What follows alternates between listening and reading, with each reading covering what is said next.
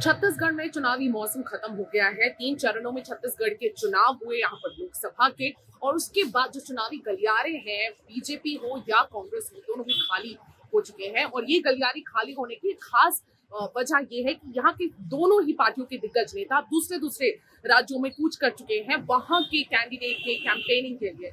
और ये बात साफ हो गई बिल्कुल जैसे ही 7 तारीख को तीसरे चरण का चुनाव खत्म हुआ। छत्तीसगढ़ के मुख्यमंत्री विष्णुदेव साय ओडिशा निकल गए और ओडिशा में कई क्षेत्रों में उन्होंने वहां के रिस्पेक्टिव कैंडिडेट्स के लिए कैंपेनिंग करना शुरू कर दिया। इनफैक्ट वे ओडिशा में इतने ज्यादा व्यस्त हो गए कि उन्हें बाकी सारे राज्यों में भी व्यस्त करने की पार्टी की योजना है। जो बिल्कुल पार्टी के जितने भी सीनियर लीडर्स हैं उन्होंने ये कहा है कि विष्णुदेव साय को सिर्फ ओडिशा में ही नहीं रखेंगे बल्कि तेलंगाना, उत्तर प्रदेश, झारखंड, इन सारे राज्यों में भी भेजा जाएगा। नमस्कार, जय जौहर, मेरा नाम सुमी केवल पटेल है और आज के इस राउंड अप में हम आपको बताएंगे कि किस तरह से कांग्रेस और भारतीय जनता पार्टी दोनों के ही जितने भी बिग कैंडिडेट्स हैं वो दूसरे राज्यों में जा रहे हैं अब वहां के कैंडिडेट्स को फायदा पहुंचाने के लिए। लेकिन क्या फायदा पहुंचेगा, ये एक बड़ा सवाल रहेगा। जैसे ही मुख्यमंत्री विष्णुदेव साय दूसरे जगहों पर जा रहे हैं क्योंकि वो ट्राइबल के बड़े नेता हैं, वो स्टील मिनिस्टर भी रह चुके हैं, यानी कि स्टील मिनिस्टर एमओएस रह चुके हैं मुख्यमंत्री बनने से पहले छत्तीसगढ़ के। और क्योंकि वो सरगुजा से हैं, ट्राइबल बेल्ट को रिप्रेजेंट करते हैं और इसी ट्राइबल फैक्टर की वजह से छत्तीसगढ़ में प्रचंड बहुमत भारतीय जनता पार्टी को विधानसभा इलेक्शंस में देखने को मिली थी। अब वही फायदा वो दूसरे राज्यों में भी ट्राइबल बेल्ट को खींचकर भारतीय जनता पार्टी के पाले में वोट्स के जरिए डालेंगे, ऐसा विश्वास भारतीय जनता पार्टी का है और इसीलिए उन्हें ट्राइबल बहुल्य क्षेत्रों में भेजा जा रहा है। ओडिशा में भी ट्राइबल पॉपुलेशन बहुत ज्यादा है, तेलंगाना में भी भेजा जाएगा उन्हें, और झारखंड, उत्तर प्रदेश में भी कई क्षेत्रों में वो कैंपेनिंग करते हुए नजर आएंगे और वहां के कैंडिडेट को प्रमोट करते हुए भी नजर आएंगे। इनफैक्ट पार्टी ने तय कर लिया है कि उन्हें उत्तर प्रदेश, ओडिशा के साथ साथ तेलंगाना, इन सारे राज्यों में आने वाले दिनों में भेजना है।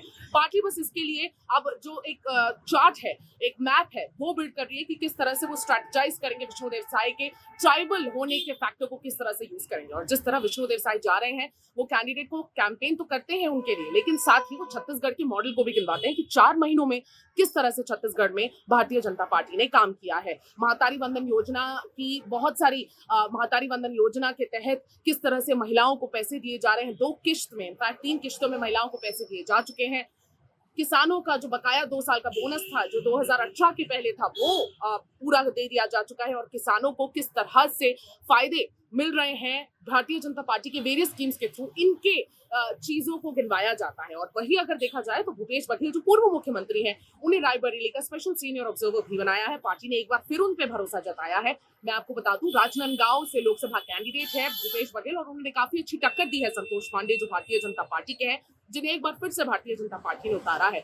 जैसे ही उन्होंने अपने चुनावी यात्रा को, सफर को यहाँ पर खत्म किया, उन्हें बिल्कुल भेज दिया गया दूसरे राज्यों में और अब वो यूपी में रायबरेली में नजर आ रहे हैं, एक सारथी की भूमिका निभा रहे हैं क्योंकि वहां से राहुल गांधी इस बार चुनावी मैदान में उतरे हैं और राहुल गांधी ने अपना भरोसा इस बार जताया है फिर से एक और बार भूपेश बघेल पर। और भूपेश बघेल वहां पर गए और वहां पे जाने के बाद वो लगातार कैंपेनिंग करते हुए नजर आ रहे हैं और वो गिनवा रहे हैं छत्तीसगढ़ में अपने 5 साल की योजनाओं को, किसानों को किस तरह से यहाँ पे बहुत सारे फायदे दिए जा रहे थे, तेंदू पत्ते के 4,000 रुपए की कीमत दी जा रही थी, उन सारी चीजों को गिनवाते हुए उत्तर प्रदेश में नजर आ रहे हैं भूपेश बघेल। अब इसका कितना ज्यादा फायदा पहुंचेगा ये तो देखना खास होगा, लेकिन इस पर भी पॉलिटिक्स जाहिर सी बात है शुरू हो चुकी है। आइए देखते हैं अरुण साव ने, डेप्यूटी चीफ मिनिस्टर, उन्होंने क्या कहा।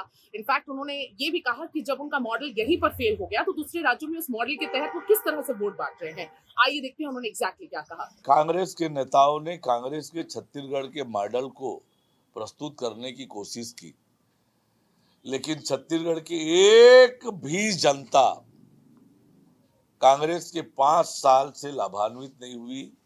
छत्तीसगढ़ की जनता त्रस्त थी, परेशान थी और कांग्रेस यहां से बेदखल हुई।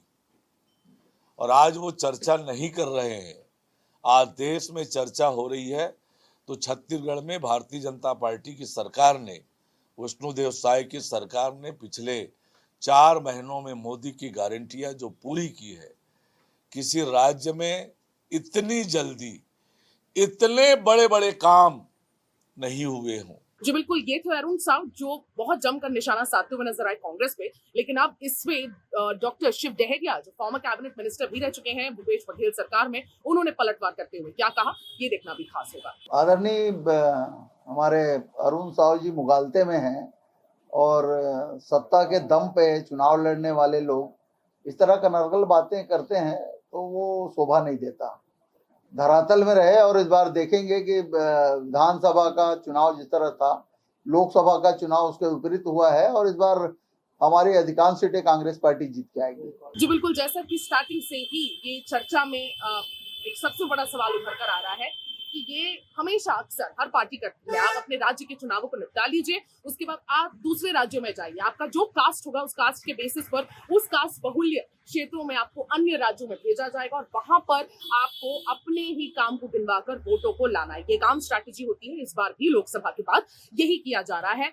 विष्णुदेव साय ट्राइबल होने का फायदा उठा रहे हैं, ट्राइबल बहुल्य क्षेत्रों में जा रहे हैं, वही भूपेश बघेल ओबीसी होने का फायदा उठा रहे हैं और ओबीसी बहुल्य क्षेत्रों में उन्हें पार्टी भेज रही है और वहां पर वो ओबीसी वोट जुटाने की कोशिश कर रहे हैं। अब जैसे कि मैंने कहा, सबसे बड़ा सवाल खास यही होता है कि लोकसभा में ये जो रीजनल लीडर्स है, जो बहुत ज्यादा नेशनल फेस नहीं है, भूपेश बघेल बहुत बड़े नेशनल फेस बन गए थे पिछले 4 साल में। विष्णुदेव साय एमओ स्टील मंत्री है, लेकिन बहुत ज्यादा सुर्खियों में मीडिया फ्रेंडली वो नहीं रहे। लेकिन देखना ये होगा कि कितने वोट्स वो ले आ पाते हैं। भूपेश बघेल कहीं ना कहीं बहुत ही अग्रेसिव नेशनल लीडर बन चुके थे, लेकिन विष्णुदेव साय कितने वोट्स पाले में ला पाते हैं भारतीय जनता पार्टी के खुद के भरोसे, ना प्राइम मिनिस्टर नरेंद्र मोदी के भरोसे, बट खुद के भरोसे, ये देखना खास होगा। आज के राउंड पे बस इतना ही। मैं सुमी केवल विदा लेती हूँ। आप बने रहिए छत्तीसगढ़ तक पर, देखते रहिए छत्तीसगढ़ राउंड अप। मेरे वीडियो जर्नलिस्ट राघव पांडे के साथ विदा लेती हुई मैं सुमी केवल विदा। नमस्कार, जय जवान।